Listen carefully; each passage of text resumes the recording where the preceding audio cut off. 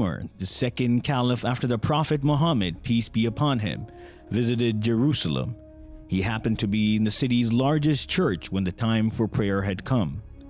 At that moment, the bishop offered him the chance to pray in the church. The Caliph Umar replied, "No, for if I pray in this church today, my followers may annex it after I am gone, and no longer able to protect your rights."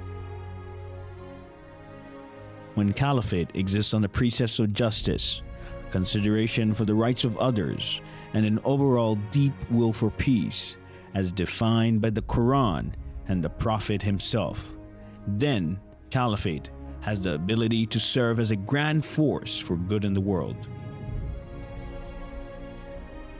Well, one of the things I enjoy about coming to the peace symposiums that the Ahmadi community holds is to listen to His Holiness. I always find him inspirational. I think tonight his message was even more important than ever. And I felt the way that he talked about the threat of ISIS in Iraq and Syria, and the way he showed that ISIS has nothing to do with the faith of Islam, I thought was extremely persuasive.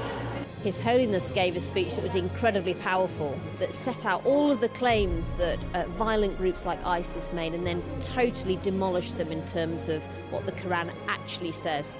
I think for a lot of people sat in the room, it helped them really understand what true Islam is actually about and how this message of peace is really at the heart of it. But the Holiness, I just thought, it's incredible because all the things he was saying were going through my mind, and I could actually relate to nearly everything that he said, which actually I think probably surprised me for some reason. I don't know why. I just found it very, very moving. I'm really pleased I came. I can't say more than that. He is known by world leaders for his humanitarian efforts and his mission for world peace, anchored by his famous slogan of "Love for all, hatred for none."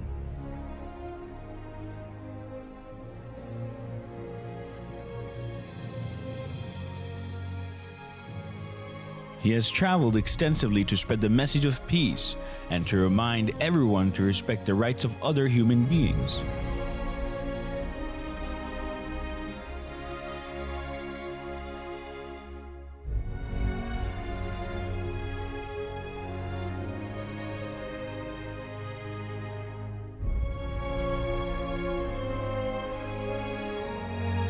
During these tours, His Holiness has met world leaders from the Far East to Europe, from North America to Africa, discussing the economic, social, and political problems facing the world today, and how to create peace and justice in the world.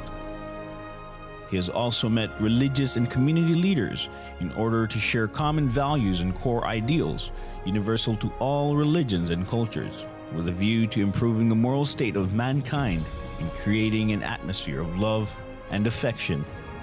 From young to old, he compassionately listens to the ordinary man, regardless of race, color, or religion. He has personally initiated social projects and schemes to alleviate poverty and human suffering. His concern is not just about the well-being and moral state of the members of the Ahmadiyya community, but of the great human suffering of mankind at large. For His Holiness, the slogan, "Love for all, hatred for none," really comes to life.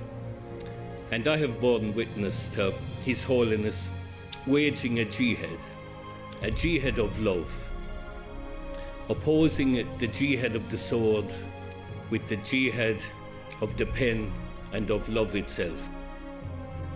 And it is an honor to welcome you, Your Holiness. Your leadership has made you a figure of global prominence, and you have become a guide for millions of Muslims worldwide. Your Holiness, it is undoubtedly a reflection of the blessing that you bring to this capital. I want to express gratitude for the privilege of appearing here in front of Your Holiness and this assemblage. We're really honored you're here. I was saying earlier that you brought the House and the Senate together. We should have you here more often, and we're grateful. I would like to pay an additional tribute to the work being done by Ahmadis in raising standards in Africa, and particularly in education.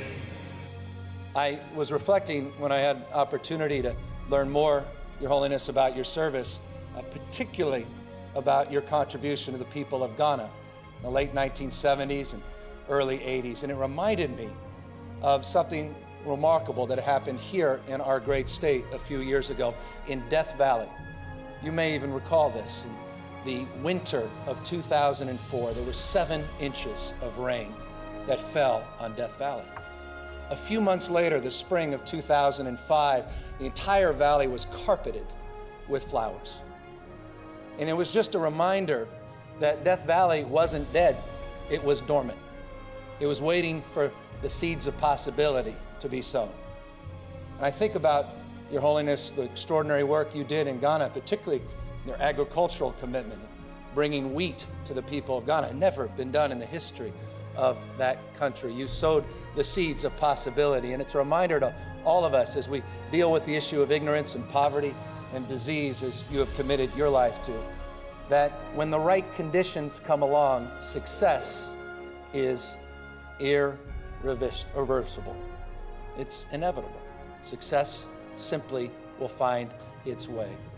For all the events you go to, you will seldom see the golden key presented. Today you will see the golden key presented to you, Your Holiness. I've seen 4 keys to the city given out in my 12 years as a city council member, and this is a very special honor indeed that is reserved for the most special of visitors. This hand shook the hand of His Holiness. I was just thrilled. Today, this man, Mirza Masroor Ahmed, worldwide head of the Ahmadiyya Muslim community, is the Caliph of Islam.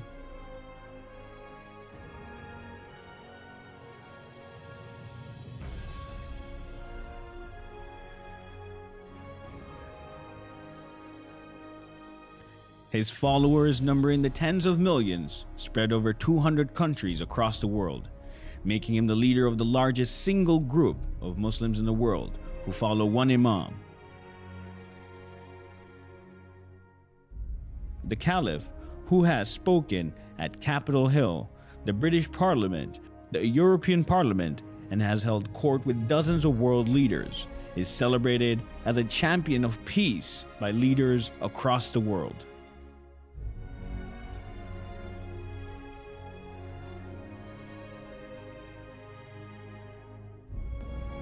In this we are allied with His Holiness, a courageous champion of religious freedom and of peace.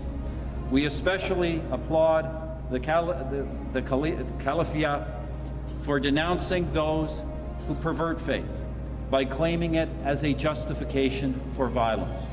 However we define God, it is wrong to kill in His name.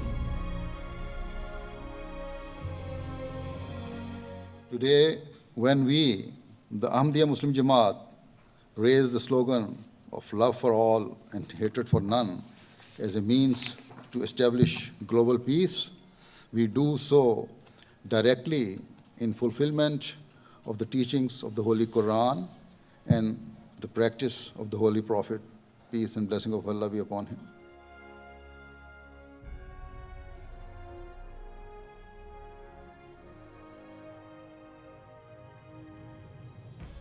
I will, God willing, always continue to carry out my task and my responsibilities of promoting peace, tolerance, justice, and compassion to the corners of the world.